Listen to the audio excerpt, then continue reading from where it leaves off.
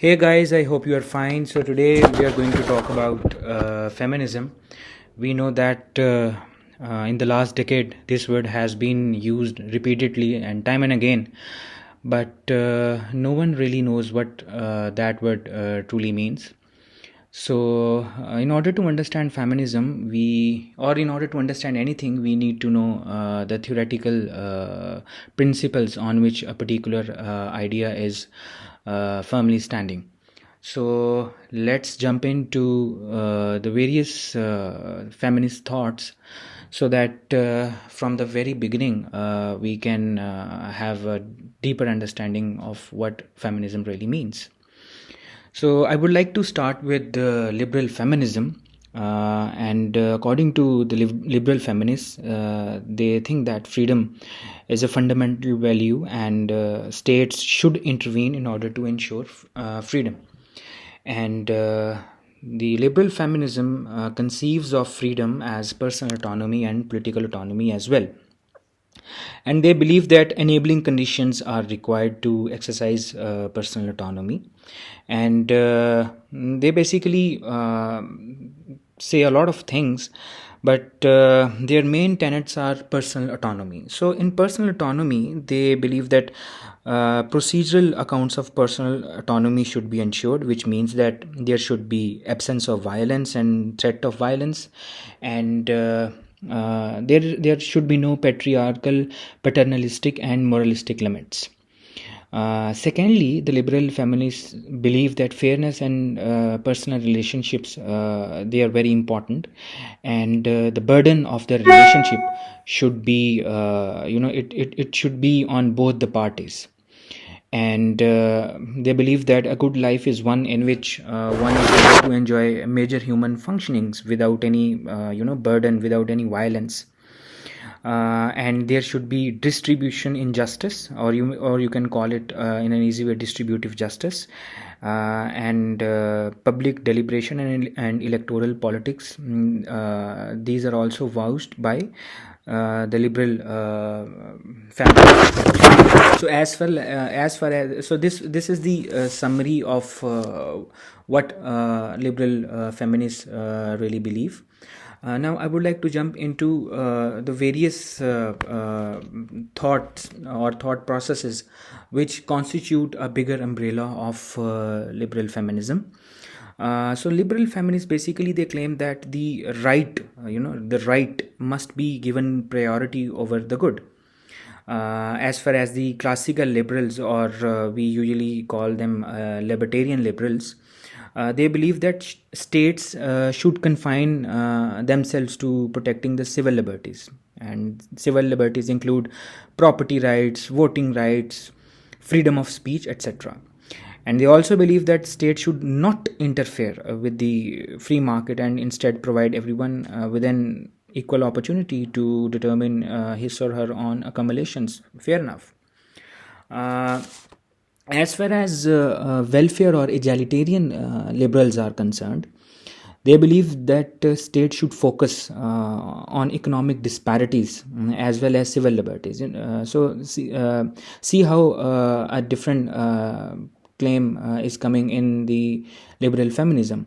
On the one hand, you have classical liberals or libertarian liberals who believe that states should confine to protecting civil liberties only, whereas the welfare and egalitarian liberals they believe that states should focus on economic disparities as well as civil liberties.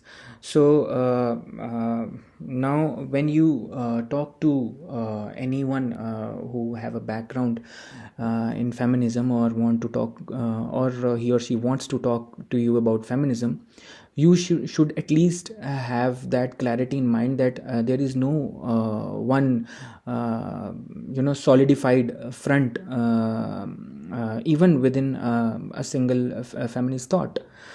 So let's move on. Let us move to the various authors who have written something about or something related to about the liberal feminism. As far as Wollstonecraft, a writer, and a vindication of the rights of the women, she wrote that, and she basically vouched for equal education, and she was of the viewpoint that middle class ladies sacrifice their health, liberty, and virtue for whatever prestige, pleasure, and power their husbands provide. And she also said that if men were caged like women, they would also become overly emotional. Fair enough. What she's trying to say is that if men have some sort of dependency on women, they would also become emotional and less rational at the end of the day.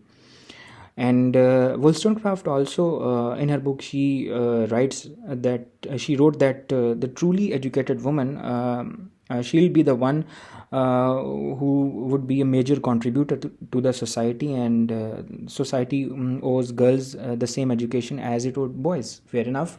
So here she is talking about distributive justice.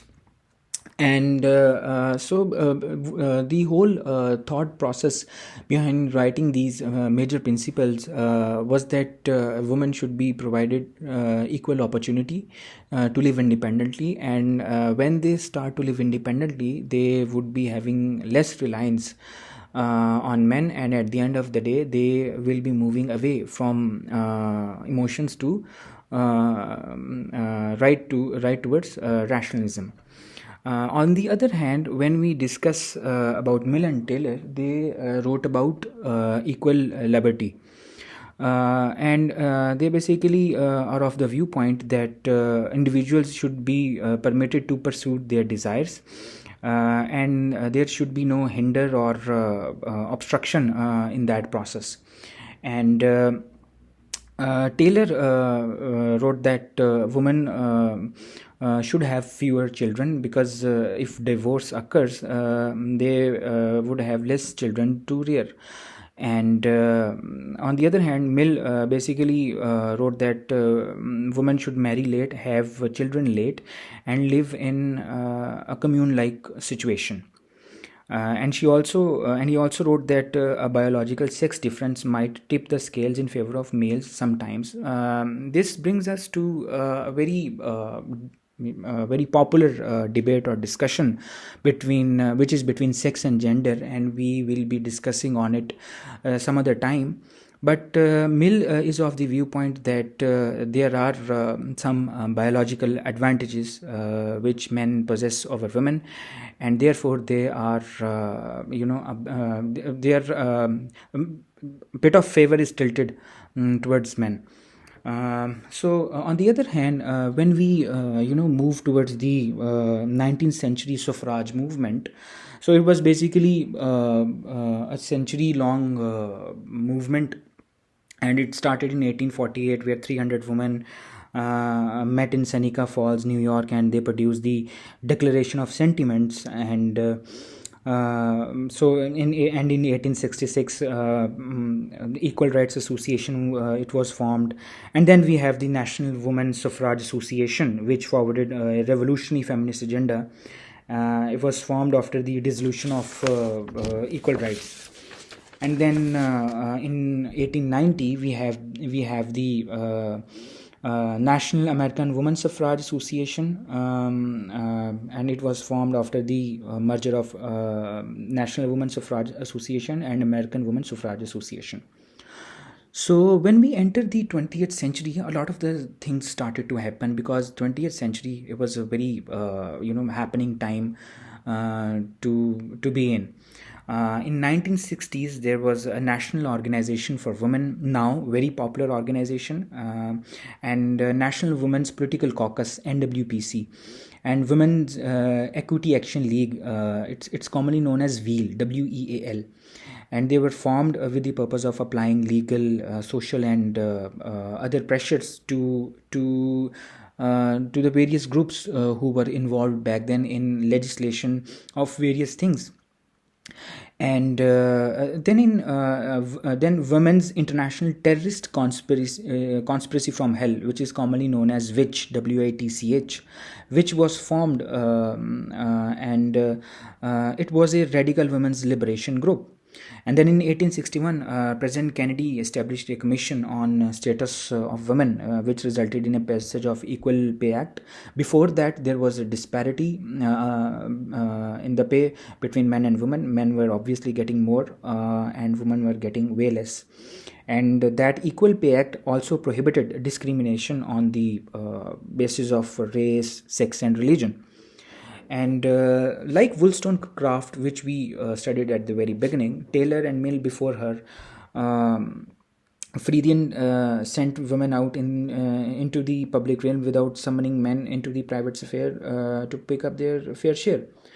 So basically, that's all as far as the 20th century is concerned. This is the summary of what was happening back then. And there are various number of critiques which was done along the way by various writers. At first, I would like to discuss the critique by Alison Jagger. And the first critique by Alison Jagger was that human interdependence, it is necessitated by human biology. So here he's saying that liberal feminists, according to liberal feminists, they believe that everyone is equal and they should be given equal opportunities, etc., etc. And when we study Wollstonecraft or Taylor and Mill, who basically laid the principles of liberal feminism, they said that equal opportunities and equal pay and all that should be given to women. Fair enough. But as far as the critique of Alison Jagger is concerned, he was of the viewpoint that the human interdependence, there is human interdependence. That means that society works not in isolation, but we are dependent on each other. And it is necessitated by human biology. So he was basically saying that there are some biological factors which which put some responsibilities solely on men and some responsibilities solely on women. And if women have some sort of dependence on men, then that is not bad, because this is because of the biology of the or the superior biology of the men. And the second critique by Alison Jagger on the liberal feminism is that state must do more than keep the traffic moving. So it was the second critique by Alison Jagger. As far as another critique on liberal feminist thought is concerned, we can discuss Elshtain. And he basically said that society could not erase the long-standing male-female differences without inflicting violence. And he also said that the liberal feminists, they attempted to reduce the wifing and mothering to mere roles, which is misguided. So basically, he said that you cannot reduce those roles just for the sake of performing that. There and we have interdependence on each other. And if liberal feminists are trying to erase the role which were necessitated by biology, which was also said by Alison Jagger, then there would be violence. And the third critique by Elshtain was that the liberal feminism or the liberal feminist thought, it is focused entirely on white, privileged and heterosexual women.